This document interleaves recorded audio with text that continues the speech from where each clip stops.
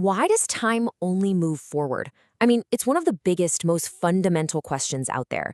And today, we're going to dig into a really elegant answer that comes not from some cutting edge theory, but from a scientific paper written way back in 1913. So let's dive in. Think about it this way. This is the whole mystery, right here. You see time's arrow everywhere you look. Coffee gets cold, things fall apart, and an egg, well, it shatters into a million pieces. But you will never, ever see that process happen in reverse. You'll never see those pieces just leap back together to form a perfect egg. But why not? What's stopping them? Now, here's where it gets really weird. Our everyday experience, this one-way street of time, seems to fly in the face of the fundamental laws of physics. Seriously, from Newton's laws all the way to quantum mechanics, the basic equations that run the universe, they don't care which way time is flowing. A video of planets orbiting the sun, it looks perfectly fine played forwards or backwards. So we've got this huge, glaring contradiction. The rulebook says time should be a two-way street, but our reality is a dead end. To crack this puzzle, we're heading back to 1913 and to a paper by a brilliant French mathematician named Émile Borel. He stared this exact problem down and came up with a solution that was just decades ahead of its time.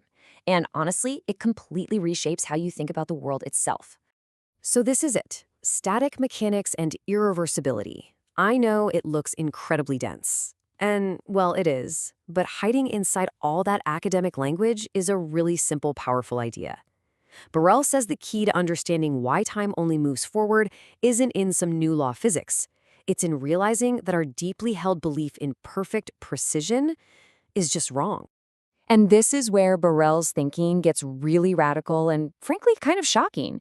His entire argument, the whole thing, it all hinges on challenging one single assumption we make about the physical world, an idea about precision we take for granted.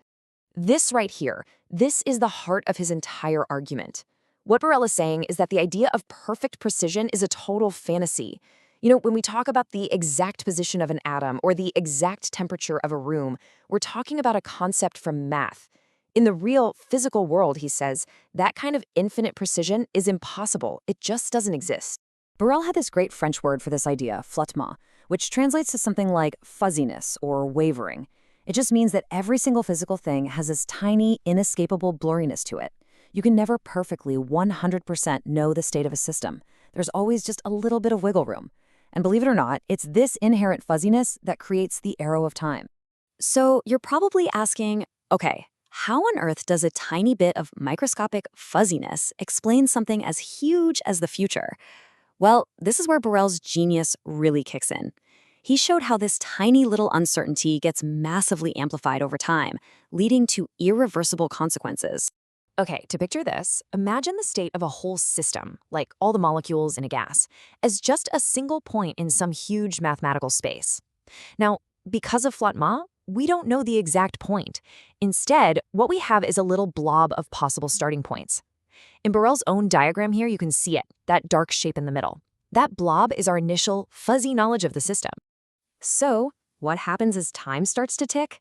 Well, the particles start moving, bouncing off each other. And with every single one of those collisions, every interaction, that initial blob of possibilities gets pulled and stretched out into these long, super thin filaments. It's just like stretching out a piece of taffy over and over again. And listen, this isn't some slow, gentle stretch. Borel figured out that this happens exponentially fast. The complexity of the system, the length of these filaments, it doesn't just grow, it literally explodes.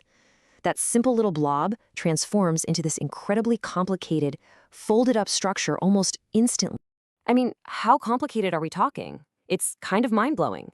Borel calculated that for a typical gas, after just 1/1,000,000th of a second, the thickness of these sheets of possibility shrinks to 10 to the power of -1,000. That's a decimal point, followed by 1,000 zeros, then a 1.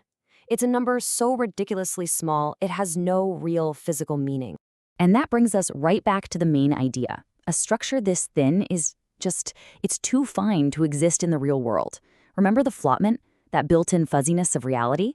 Well, that fuzziness is now way, way wider than these impossibly thin filaments. So they overlap, they blur into each other, they completely merge. You can't tell them apart anymore. To reverse the process, you'd need a level of precision that Borel says just doesn't exist in our fuzzy world. It's gone. To really drive home just how absurdly improbable reversing a process like this is, Borel came up with a thought experiment that's become world famous.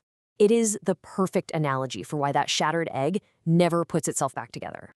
He really wanted to give people a gut feeling for what practically impossible actually means. So he asked everyone to imagine a huge office full of tireless typists, just, not human ones. So here's the setup. Picture this. 1 million monkeys. Each one gets a typewriter, and for 10 hours a day, they just randomly bang on the keys. At the end of the day, you collect all the pages and bind them into books. What do you think you'd find in there? And the punchline here is just wow. Borel says the sheer volume of random letters would be so enormous that statistically, you'd find everything ever written.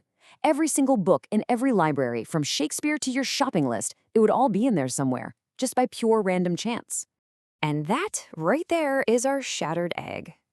Asking the universe to reverse itself, for all those molecules to just happen to move in the exact right way to perfectly reassemble an egg, is like asking that army of monkeys to sit down and type out Shakespeare's Hamlet, letter for letter, on their very first try.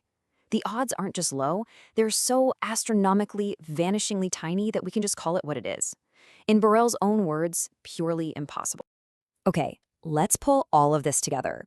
Borel's century-old paper gives us this profound new way to look at time. It's not some mysterious force pushing us forward. It's not a fundamental law.